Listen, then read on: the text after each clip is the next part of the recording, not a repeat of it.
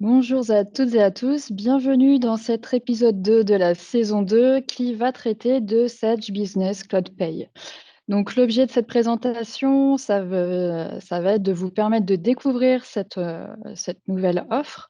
Je suis accompagnée de Sandrine Laurent, consultante avant-vente chez Senge, qui va vous présenter ce produit.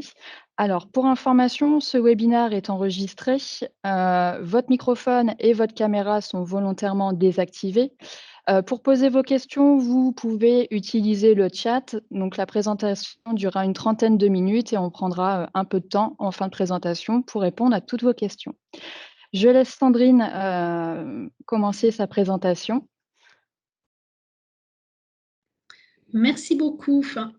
Donc, bienvenue à toutes et à tous, effectivement, à cette présentation sur Sage Business Cloud Pay et, on va dire en raccourci, SBCP. Alors, tout d'abord, je voulais effectivement vous présenter le pourquoi de cette solution et entre autres au travers justement de ce graphique qui vous montre différentes dates qui ont marqué et qui vous ont certainement marqué depuis 2007, puisque tout d'abord, le constat depuis 2007, c'est de se dire que le gouvernement ne cesse de sortir des lois qui complexifient au fur et à mesure les payes, le calcul des payes, mais le gouvernement modifie également les nouvelles normes qui sont demandées pour les payes. Alors, si je vous parle de la DASU, de la N4DS, des AED, du prélèvement à la source, toutes ces informations-là, je pense que vous avez vu ou vécu cette migration. Les textes de loi, si je vous parle rapidement d'une loi qui a surtout marqué les esprits des personnes qui font la paye, c'est tout simplement Fillon. Je pense qu'on a eu quelques sueurs froides, on va dire, au cours des différentes années, puisque Fillon évolue, se modifie. La mise en place de Fillon nous sortait des décrets quasiment tous les 2-3 mois pour des modifications de calcul. Donc, toute cette complexité fait que c'est un poids supplémentaire sur les épaules des personnes qui font les payes. Et aujourd'hui, eh bien, on s'aperçoit que ces personnes veulent une solution qui les libère de ce poids légal, de cette complexité, en tout cas, de maintenir les payes à jour. Et ces éléments-là, eh bien, on a constaté que c'était vraiment une souffrance de votre part sur ces différents paramétrages maintien. Et c'est pour ça qu'on a sorti effectivement Sage Business Cloud Pay pour vous soulager de ces contraintes et de cette complexité effectivement liée au calcul des payes aujourd'hui. Alors, justement, le pourquoi de SBCP, de Sage Business Cloud Pay, vous avez cette information maintenant.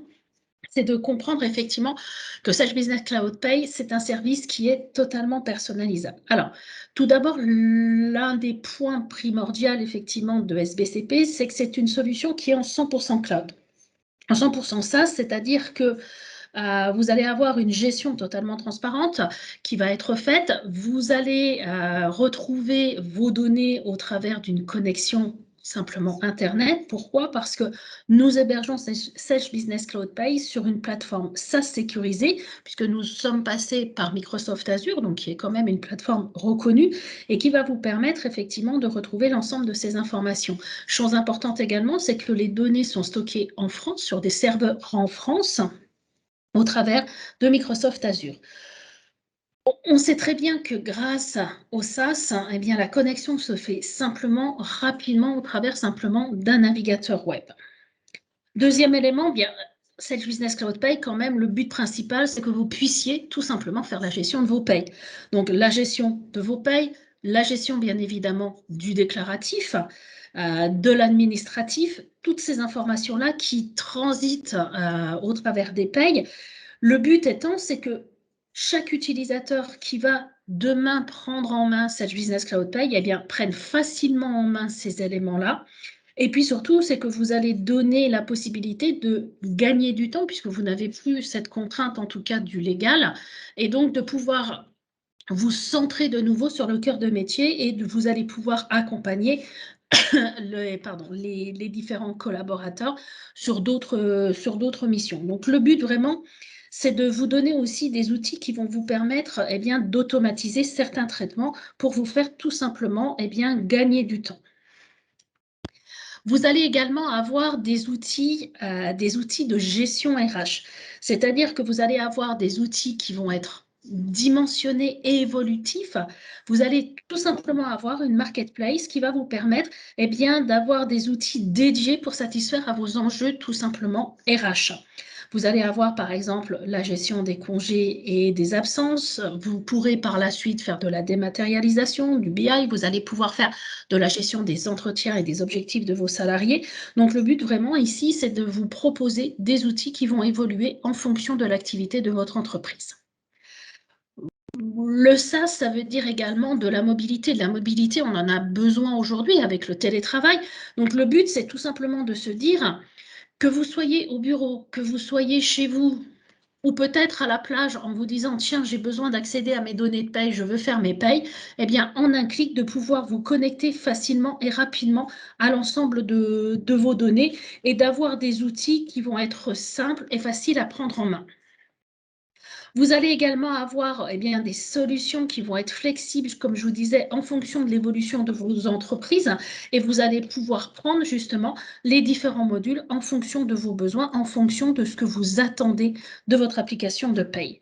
Donc, ces éléments liés, en tout cas, aux applications de paye, aux applications qui vont être à la demande, vous allez pouvoir reprendre tout simplement les informations concernant vos payes et concernant surtout le pilotage de votre entreprise. Le but vraiment ici, vous voyez, c'est de vous donner des outils qui sont simples, faciles à utiliser et qui vont vous permettre tout simplement de gagner du temps. Alors, si je pouvais et si je devais en tout cas vous expliquer ou vous montrer les principales fonctionnalités de Sage Business Cloud Pay. Alors, c'est tout d'abord, ici, j'ai fait le regroupement simplement en 4 thématiques. On va avoir le dossier, les salariés, la production et la déclaration. Si je regarde un peu plus dans le détail ici sur la partie dossier. Ah, attendez, j'ai un problème. Bon, ça ne passe pas. Voilà, on va faire comme ça. Donc, le dossier, on va dire, ça va être vraiment ici le cœur finalement de SBCP. Alors, pourquoi je parle effectivement tout simplement ici de cœur de SBCP? Parce que c'est au travers de votre dossier que vous allez bien évidemment créer votre société. Vous allez pouvoir associer un établissement, plusieurs établissements. Et surtout, la chose importante, je vous ai dit, SBCP, il a pour but de vous libérer, de vous soulager en tout cas du paramétrage, de la contrainte du légal. C'est grâce au lien que l'on va faire entre l'établissement et la convention collective que vous gérez dans votre établissement, que vous allez hériter par défaut de l'ensemble des paramètres conventionnels liés à votre établissement. Donc, pardon. Donc, je vais associer mon établissement à sa convention collective et par défaut, je vais hériter de tous les paramétrages de cette convention collective. Donc, ça veut dire plusieurs choses. Ça veut dire qu'à partir du moment où il y a des modifications dans la convention collective, Sage apportera ces modifications-là et sans que vous n'ayez à faire de manipulation, vous allez hériter de ces différents paramétrages.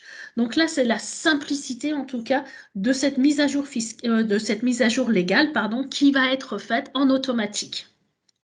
Ce qui est également important, c'est que pour créer ce dossier, on avait l'habitude de se dire en paye, si je veux changer de logiciel, je le fais en janvier, parce que vous savez tous que pour le calcul des différentes tranches, on est obligé d'avoir l'historique des bulletins pour pouvoir reprendre ces informations-là.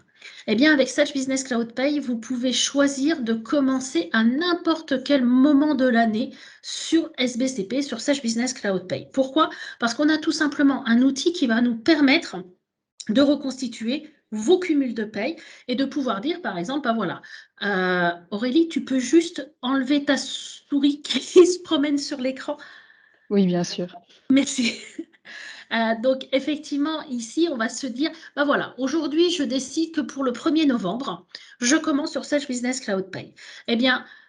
Justement, votre partenaire extrémité va vous accompagner, va vous créer votre dossier en vous reprenant justement ces cumuls. Et ces cumuls, on les récupère comment? Vous l'avez certainement tous compris, l'élément qui est déclaratif tous les mois, c'est la DSN. Donc, on va pouvoir récupérer les DSN de janvier à octobre Bien évidemment, on sera capable également de réincorporer des fichiers complémentaires comme par exemple des fichiers liés à mes salariés, puisque dans la DSN, vous savez qu'on ne déclare pas tout ce qu'il y a dans la fiche de personnel. Donc, on va être capable de générer un fichier Excel avec par exemple bien le RIB du salarié, avec le solde de ses congés par exemple à fin octobre. Et tous ces éléments-là vont faire qu'en un clic, bien, vous allez pouvoir commencer vos payes au mois de novembre et vous allez pouvoir commencer SBCP.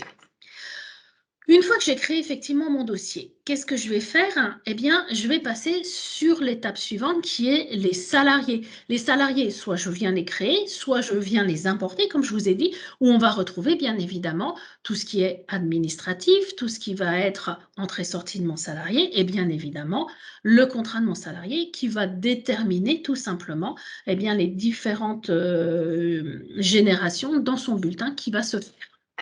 Une fois que j'ai fait mon salarié, que j'ai tout simplement fait la production, alors je suis désolée, j'ai juste un problème de partage d'écran. J'ai mon écran qui ne passe plus. Alors attendez, j'essaye de repartager mon écran. Est-ce que là c'est bon? Oui, c'est bon, je visualise. Okay. Alors, j'essaye de juste passer pour voir si j'ai récupéré. Voilà, excusez-moi, j'ai eu un problème de partage, j'étais bloquée. Donc, une fois que j'ai créé mon dossier, j'ai mes salariés. Voilà, décidément. Hop. Je vais pouvoir passer à la production du bulletin. Donc, la production du bulletin, je vais faire mon bulletin de salaire, effectivement. Donc, je vais pouvoir le faire salarié par salarié. Je vais pouvoir traiter certains traitements en masse, comme par exemple la saisie des variables, tout ce qui est heures supplémentaires, primes, etc. Plutôt que de le faire salarié par salarié, je vous montrerai tout à l'heure, j'ai une fonctionnalité qui va me permettre de travailler en masse. Bien évidemment, au cours du mois, le salarié peut avoir pris des congés, des RTT, peut avoir eu des absences, par exemple maladie. Eh bien, toutes ces informations-là, je vais venir les saisir sur le bulletin qui va se répercuter automatiquement et pouvoir me faire des générations automatiques, entre autres, je pense à la génération des DSN. Donc, une fois que j'ai traité mes bulletins, que j'ai édité mes bulletins, bien, dernière étape, voilà. Excusez-moi, je pense que j'ai vraiment un souci ici. Voilà, dernière étape, c'est de passer à la déclaration. Donc, déclaration, bien évidemment, on pense avant les déclarations à tous les états que je vais pouvoir éditer, hein, les états résumés de cotisation, le livre de paye, etc. Je vais bien sûr avoir tout ce qui est traitement des DSN, donc de ma DSN mensuelle. Pour les sociétés qui ne géraient pas la DSN, on génère également le Passero, qui permet tout simplement de déclarer tout ce qui est prélèvement à la source. On gère là aussi le prélèvement à la source. On va pouvoir faire différentes éditions qui vont me permettre de contrôler ce que j'ai fait en paye.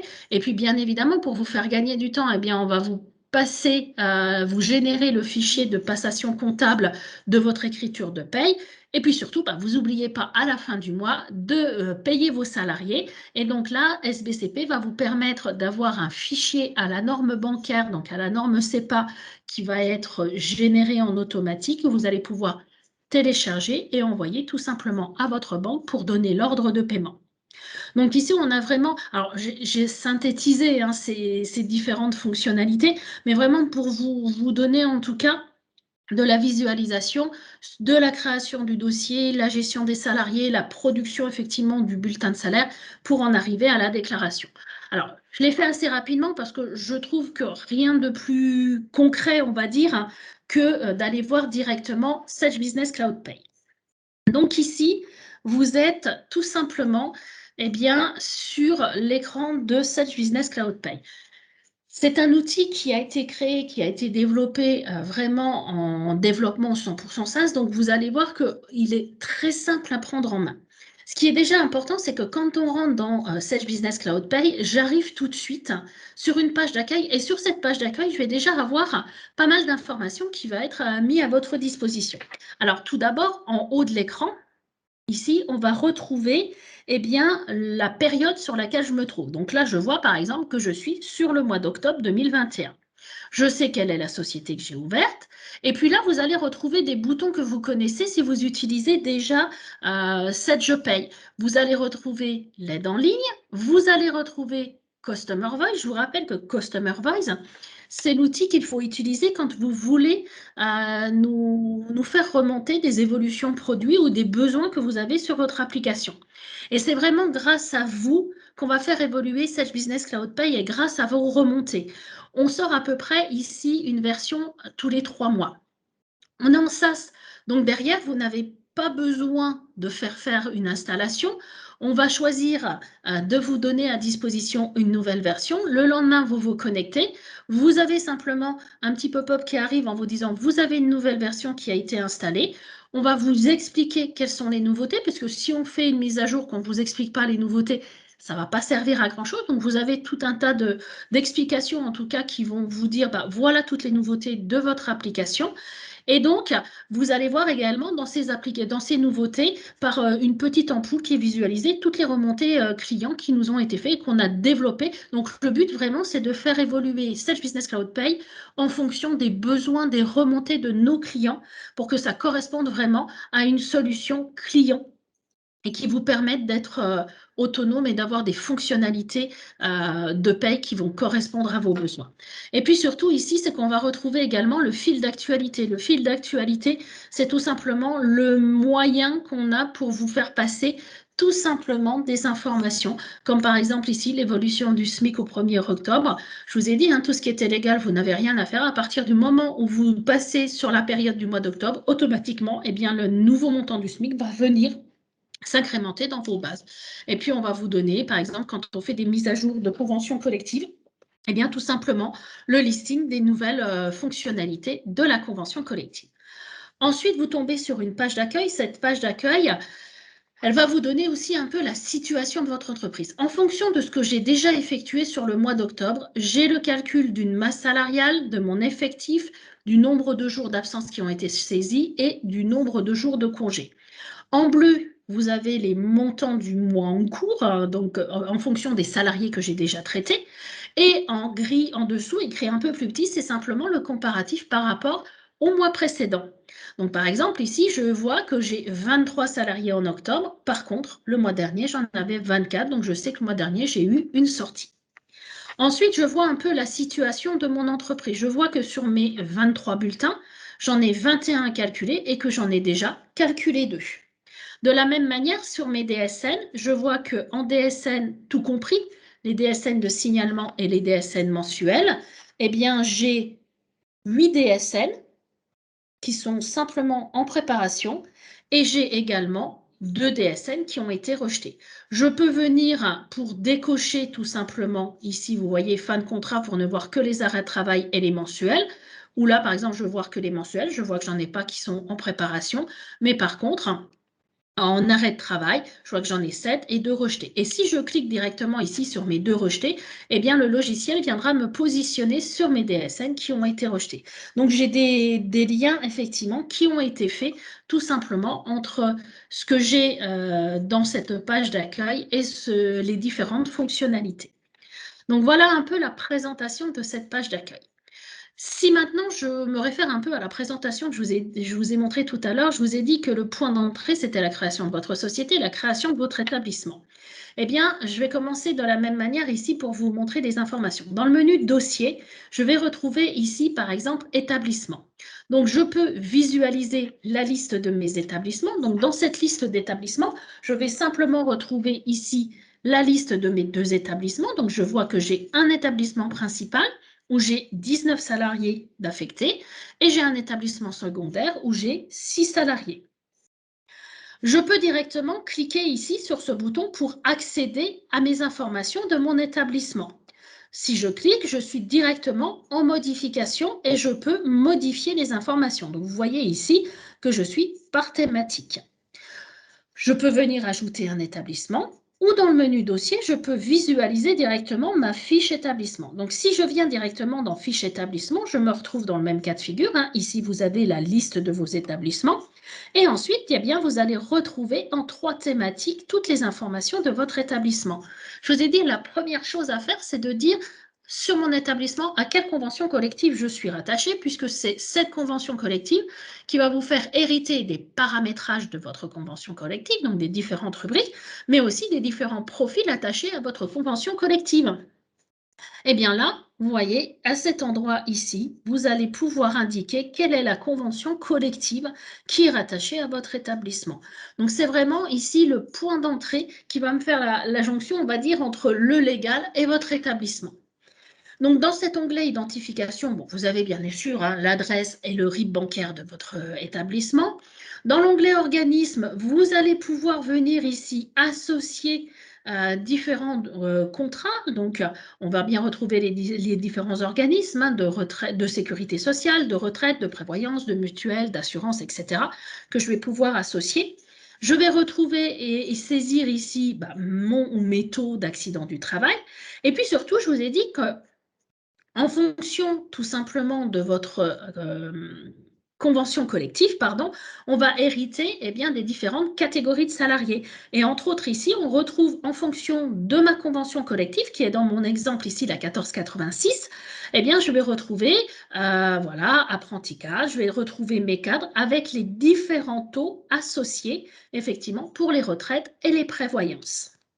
Je vais également pouvoir retrouver dans l'onglet paramètres les différentes informations concernant ma DSN, si je suis une DSN, si je suis un passereau. Je vous ai dit qu'on générait un format SEPA pour générer les virements bancaires. Là, la banque, les banques ont deux formats aujourd'hui, ce qu'ils appellent le PIN 2 ou le PIN 3. Là, vous allez choisir le type de PIN, en tout cas, que va vous donner votre banque pour pouvoir générer en automatique. Et puis après, on va retrouver quelques paramétrages à effectuer sur votre entreprise. Donc ça, c'est le paramétrage de l'établissement. Ensuite, je vais retrouver mes salariés. Donc si je viens ici sur la liste de mes salariés, donc vous avez bien compris, ici je vais retrouver, comme son nom l'indique, la liste de mes salariés.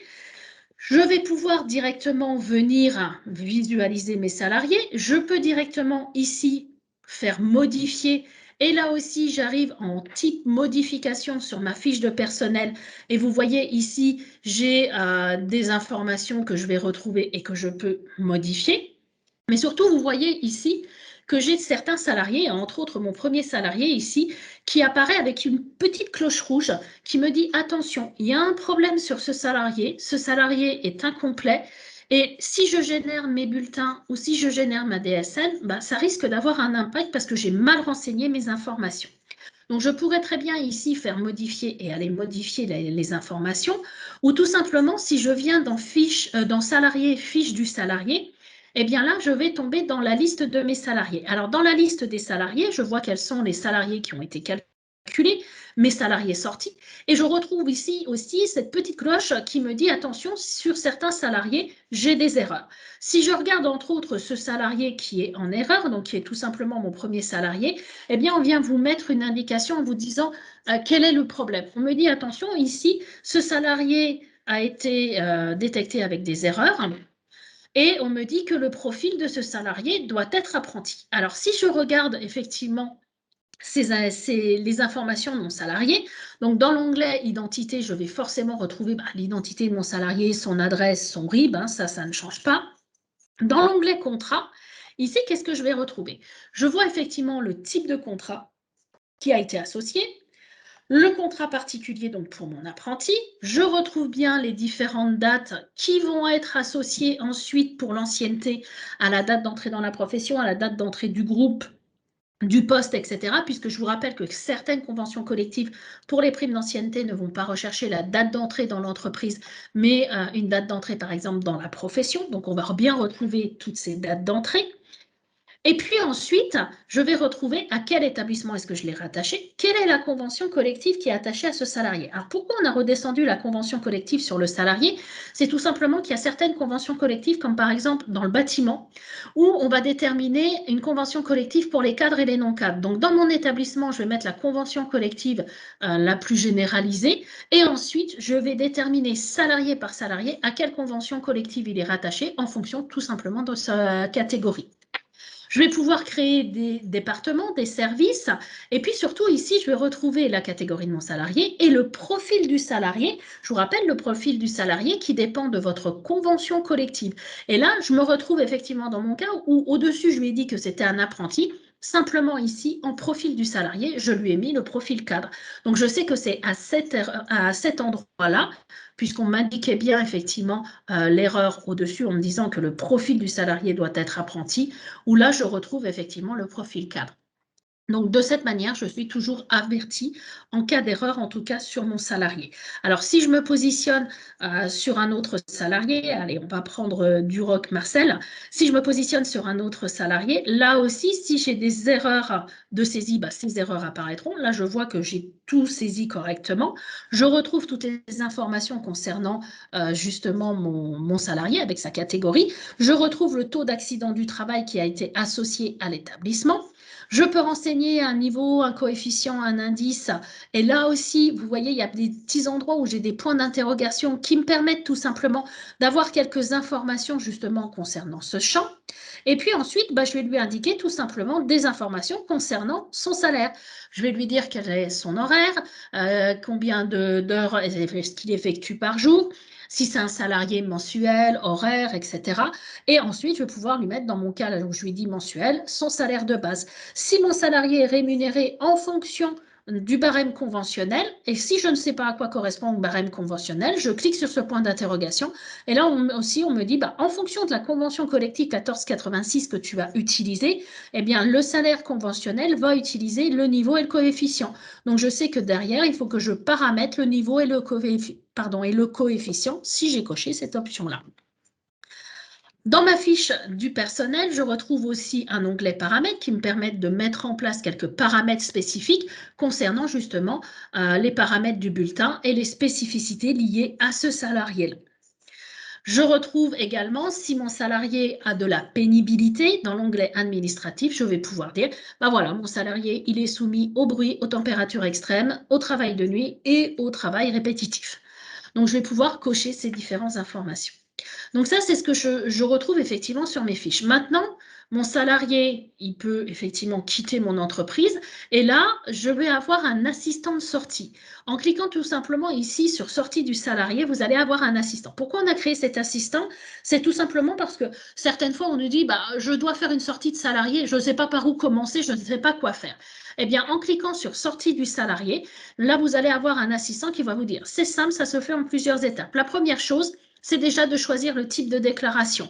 Donc, vous avez ici le type de déclaration, les AED, les DSN. Vous allez mettre la date de départ et le motif.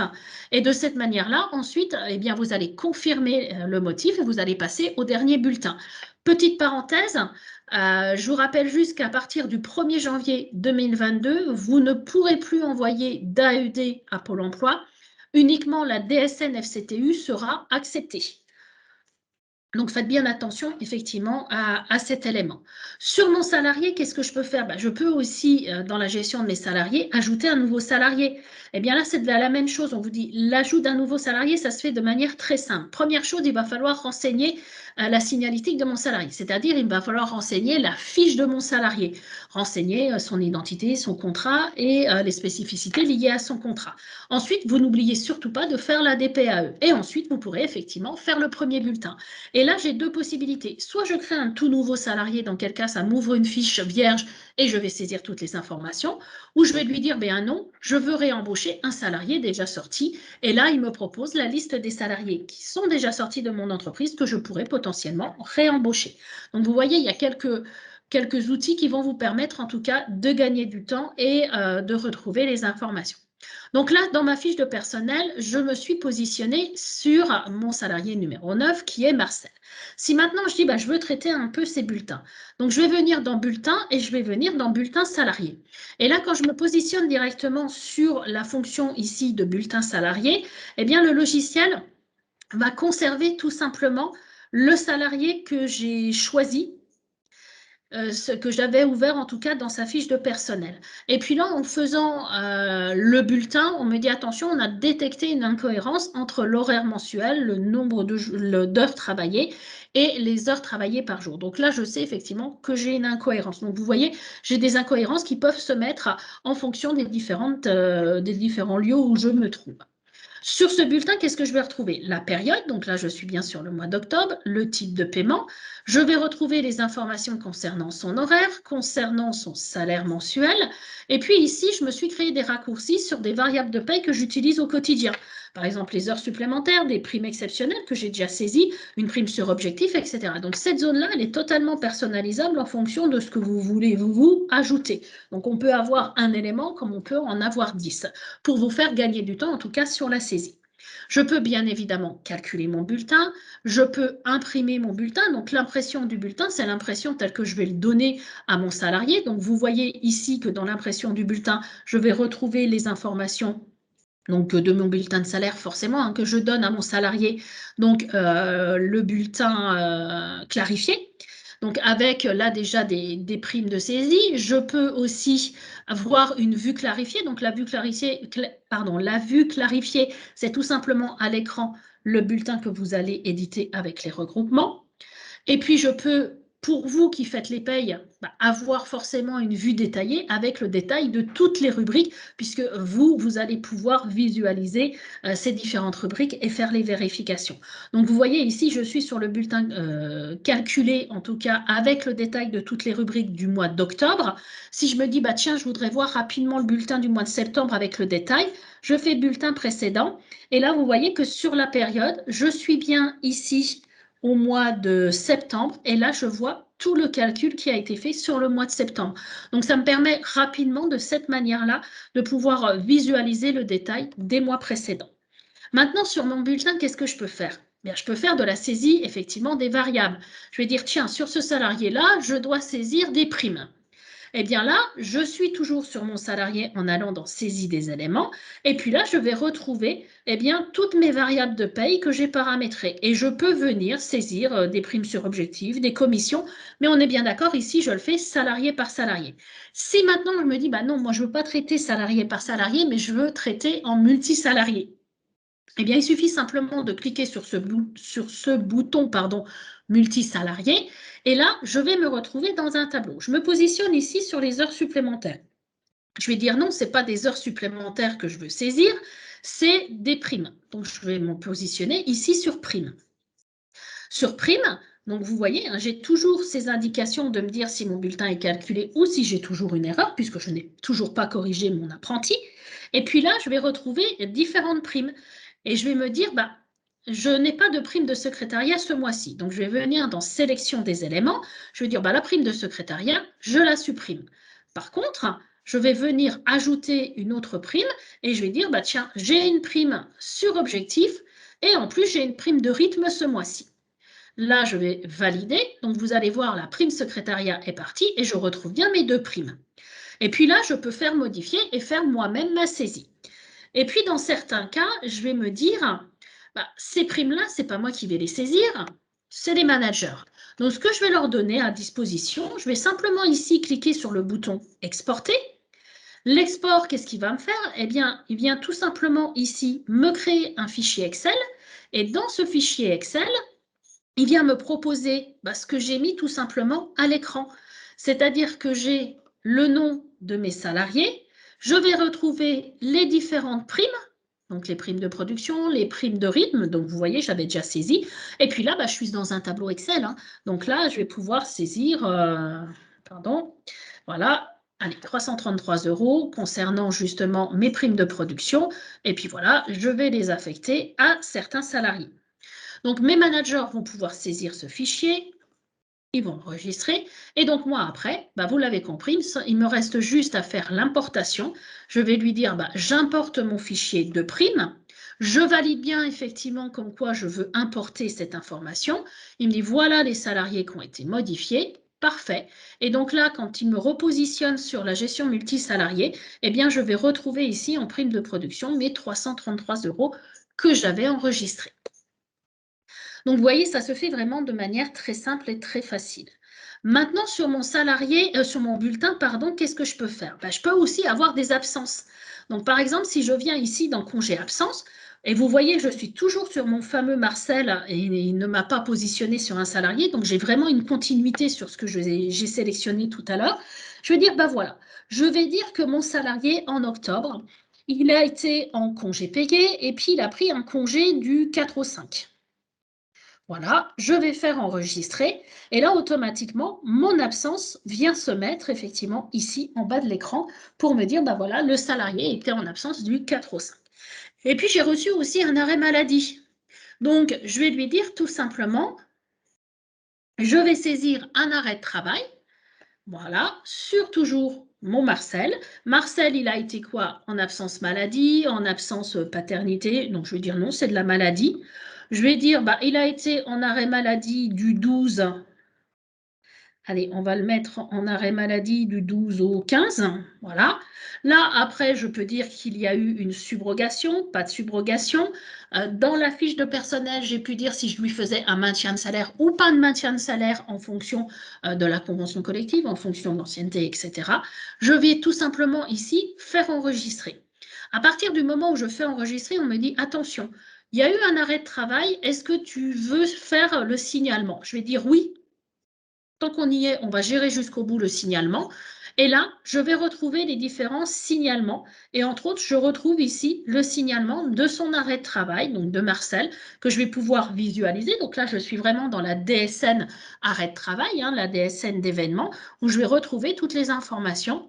Et bien évidemment, je peux faire ici envoyer pour envoyer directement ma DSN.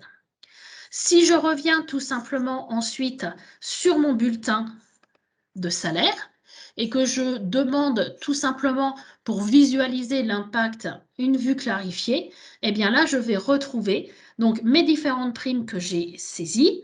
Je vais retrouver ma maladie. Je ne lui ai pas fait de maintien de salaire, donc je retrouve bien uniquement ma maladie.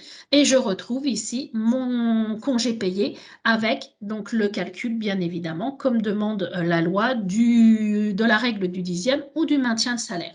Et donc, je retrouve ensuite toutes mes informations. Donc, la gestion du bulletin se fait vraiment très facilement et très rapidement. Une fois que j'ai effectué mon bulletin, eh bien, je vais pouvoir passer au DSN. Donc, je vais pouvoir générer effectivement mes DSN mensuels. Donc là, on retombe, je dirais, dans le cas normal des différentes DSN, à savoir les DSN sur lesquels je vais pouvoir retrouver des éléments que vous maîtrisez tous maintenant puisqu'on va retrouver les différents segments. Donc là, je vais retrouver donc justement mes différents salariés. Je vais retrouver les informations concernant leur paye, concernant les cotisations. Je vais pouvoir bien évidemment visualiser certains traitements. Je vais pouvoir les contrôler. Je vais pouvoir faire des éditions. Je vais pouvoir actualiser. Je vais pouvoir envoyer au final ma DSN pour faire le traitement complet de l'ensemble de mes DSN mensuels. Autre élément indispensable, ce sont tous les états. Si je viens ici dans état de paye, eh bien, dans état de paye, je vais pouvoir visualiser, par exemple, les charges à payer. Ce qu'il faut comprendre, c'est que ces états-là se génèrent en automatique sans que vous n'ayez besoin de demander la génération. C'est pour ça que vous avez ici un message d'alerte en vous disant « Attention, tous les bulletins de la période ne sont pas calculés, donc l'édition est temporaire. » C'est-à-dire que vous voyez ici, il a commencé à me générer mon fichier PDF pour mes charges à payer du mois d'octobre, mais comme je n'ai pas calculé tous les bulletins, j'ai un avertissement qui me dit attention, c'est temporaire, puisque je vous ai dit que ça se générait en automatique. Et ça se génère d'autant plus par mois, par trimestre et annuellement. Et ensuite, on vous les génère en automatique en fichier PDF, mais aussi en fichier Excel. Donc, par exemple, je peux très bien dire, bah voilà, je voudrais voir les charges à payer. Je crois que j'ai cliqué sur le mois de septembre. Donc, à partir du moment où je sélectionne mon champ, donc je retrouve ici mes charges à payer. Donc, en fonction de mes organismes, je vais retrouver mon état du mois de septembre. De la même manière, j'ai tous mes états. Par exemple, si je regarde ici un état de contrôle des réductions, de la même manière, je l'ai en fichier PDF et en fichier Excel. Si je veux voir mon état résumé des réductions détaillées pour le mois de septembre, eh bien là aussi, je clique sur l'élément et automatiquement, pour l'ensemble de mes salariés, j'ai les différentes rémunérations sur les réductions de cotisations patronales qui se sont mises dans mon tableau et que je peux contrôler. Donc ça, ce sont effectivement tous les états de paye. J'ai également des états de gestion, toujours sur le même principe. Je peux demander en PDF ou en fichier Excel. Par exemple, ici, j'ai un état du détail des résumés, des rémunérations. Je dis, allez, tiens, je vais vous le montrer en fichier Excel. Je vais lui dire, je voudrais l'état donc, du mois de janvier, allez, on va dire au 30 septembre, je valide. Et là, automatiquement, le logiciel, sur la période que j'ai choisie, va aller me générer, non pas un fichier PDF, puisque je vais demander en fichier Excel, mais là, le fichier Excel qui s'est généré en automatique. Voilà, juste le temps qu'il m'ouvre Excel.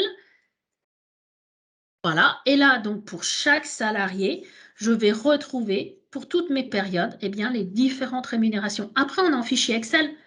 Vous faites derrière ce que vous voulez, hein. C'est simplement des montants. Donc, si vous voulez faire des graphiques, faire des calculs, des tableaux complémentaires, etc., là, vous pouvez directement exploiter l'ensemble de ces données. Qu'est-ce que je peux également faire? Je peux passer en comptabilité mes écritures. Mon écriture, le but, c'est que tous les mois, je génère en automatique mon écriture. Donc, je vais retrouver mes journaux, je vais créer mes comptes, mes sections analytiques, je vais créer mon écriture pour que tout simplement, tous les mois, là aussi, ce fichier se génère en automatique. Donc, je vais lui dire, je suis en comptabilité Sage, donc je vais générer un fichier XML que je pourrais importer dans ma comptabilité pour récupérer en automatique cette écriture. Et je vais pouvoir télécharger en un clic le fichier, où là aussi, je peux visualiser tout simplement mon écriture, donc mon journal en PDF ou en fichier Excel, où là, vous voyez par exemple, où j'ai fait sur mon compte 421 000 des répartitions analytiques, donc je retrouve mes informations et ensuite je retrouve mon écriture comptable qui va être passée donc en fichier PDF directement. Dernier élément, on n'oublie pas, comme je vous l'avais dit, de payer les salariés à la fin du mois. Donc, on va payer les salariés. Là aussi, on me met une alerte en me disant « Attention, il y a certains salariés qui ne sont pas renseignés correctement. Si je clique ici sur imprimer le rapport, ça va m'éditer tout simplement une fiche avec les salariés sur lesquels j'ai quelques erreurs de saisie. Donc, vous l'avez compris, en principe, c'est des erreurs sur le RIB ou le BIC. Voilà. Et là, on me dit, attention, ces salariés-là ne sont pas correctement renseignés. Donc, je sais qu'il faut que j'intervienne directement sur ces salariés. Ensuite, je peux faire le choix de générer tous mes établissements en un seul établissement. Et là aussi, vous voyez, j'ai le format CEPA qui se génère en automatique, donc que je peux télécharger pour ensuite le mettre sur le serveur bancaire. Et j'ai également ici l'ordre de paiement qui se génère en automatique pour faire les vérifications sur les ordres de paiement. Donc voilà très rapidement les différentes fonctionnalités, en tout cas, de Sage Business Cloud Pay. En résumé, l'utilisation de Sage Business Cloud Pay, c'est tout simplement, la simplicité d'utilisation. Vous voyez, c'est un logiciel que vous allez prendre rapidement en main. C'est un environnement qui est intuitif, qui est facile à prendre en main, qui va vous permettre en tout cas de gagner du temps. Vous allez avoir, là c'est du SaaS, hein, donc de la mobilité. Vous êtes connecté là où vous voulez être connecté. Il vous suffit simplement d'une simple connexion Internet et vous avez accès à l'ensemble des informations. On est en version SaaS, donc ça veut dire que vous n'avez plus de mise à jour logicielle à effectuer, que les mises à jour liées à la convention collective vont se faire en automatique. Bien évidemment, si vous avez des accords d'entreprise, Extrémité va pouvoir vous créer les différentes rubriques liées, en tout cas, à vos accords d'entreprise. Vous avez une solution SIRH qui va évoluer en fonction de vos besoins, en fonction de vos attentes. Et puis, vous allez avoir de la flexibilité sur les différentes options qui vont s'offrir, en tout cas, à vos différentes possibilités. Donc, j'ai réussi à être dans les temps. C'est bien. Je te laisse Exactement. reprendre la main. Donc, on a quelques questions dans le chat.